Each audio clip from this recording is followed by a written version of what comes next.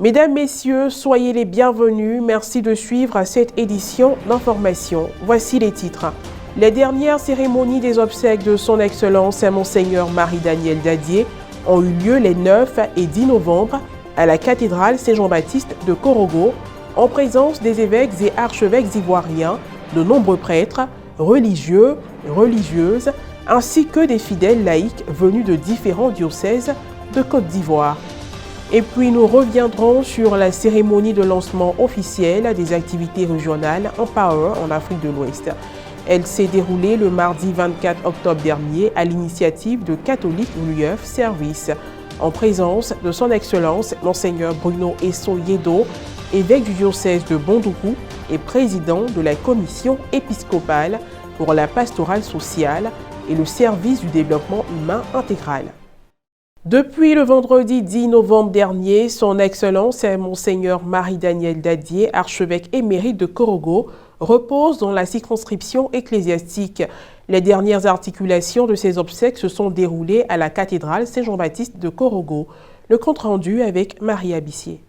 Le jeudi 9 novembre dernier, la dépouille mortelle de Son Excellence Monseigneur Marie-Daniel Dadié, archevêque émérite de Korogo, est arrivée dans le diocèse de Katiola, où il a exercé en tant qu'évêque de 2002 à 2004.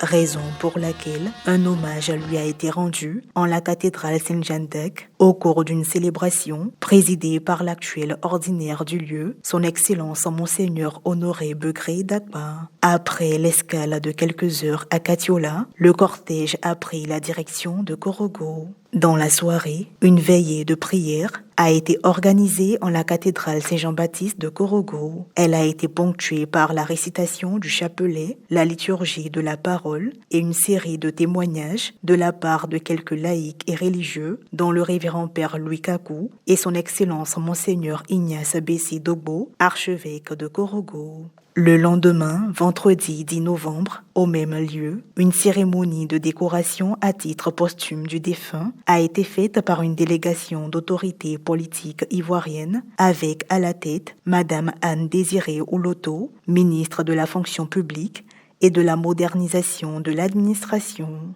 La messe de Requiem a été présidée par Son Excellence Monseigneur Marcelin Yao Kouadio, évêque du diocèse de Daloa et président de la conférence des évêques catholiques de Côte d'Ivoire, entouré de ses confrères dans le sacerdoce ministériel. À cette occasion, l'homélie a été faite par Son Excellence Monseigneur Boniface Ziri, évêque du diocèse d'Abangoro. Quant au rite du dernier adieu, il a été conduit par son éminence Monseigneur Jean-Pierre Cardinal Coutois, archevêque métropolitain d'Abidjan, assisté par son Excellence Monseigneur Honoré Begré Dagba, évêque du diocèse de Katiola. La prière d'inhumation a été faite par son Excellence Monseigneur Ignace Bessi Dogbo, archevêque de Korogo. L'ultime étape a été la mise en terre qui s'est faite dans la cour de la cathédrale Saint-Jean-Baptiste de Korogo. Des témoignages, il y en aura toujours, sur la vie de Son Excellence Monseigneur Marie-Daniel Dadié, digne serviteur de Dieu. La multiplicité de ses surnoms laisse voir qu'il avait un cœur bon. Et moi, personnellement, je l'ai côtoyé depuis 1983-84 et il y a eu plusieurs séquences où on s'est retrouvés ensemble.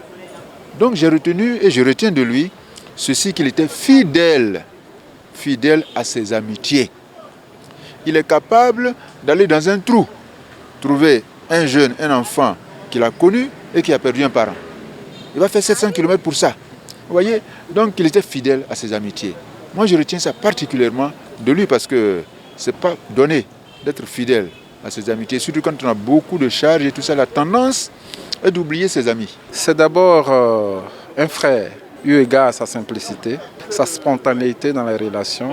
Donc il rentre en relation avant tout comme un frère. Et puis ensuite, il reste un père qui sait écouter et qui sait accompagner. Je voudrais simplement lui dire merci pour ce qu'il a été pour l'Église en Côte d'Ivoire, pour ceux et celles qu'il a aimés, qu'il a accompagnés. Et lui dire merci pour la pierre qu'il a apportée à la construction du diocèse de Katiola, puisque Il a été là-bas comme évêque et moi j'y suis comme évêque. Monseigneur Marie-Daniel fut un homme très généreux, un homme au grand cœur. Et si vous étiez là hier à la veillée, et même à Abidjan, vous verrez que tous les témoignages vont dans ce sens. C'est un homme qui a vécu pleinement le commandement, le premier commandement de Dieu, à savoir l'amour de Dieu, l'amour du prochain.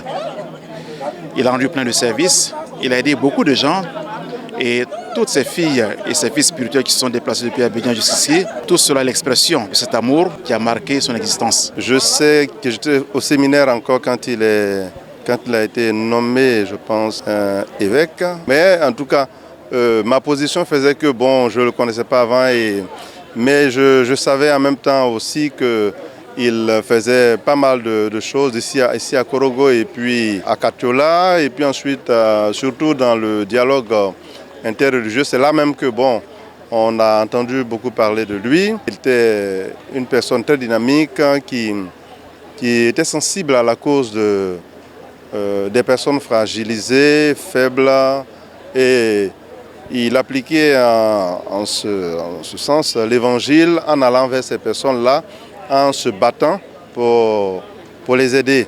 Tout autre sujet à présent. Empower en Afrique de l'Ouest est une approche de partenariat humanitaire et de renforcement des qualités de catholiques Relief Service CRS, très prometteuse pour la progression du leadership local dans les réponses humanitaires.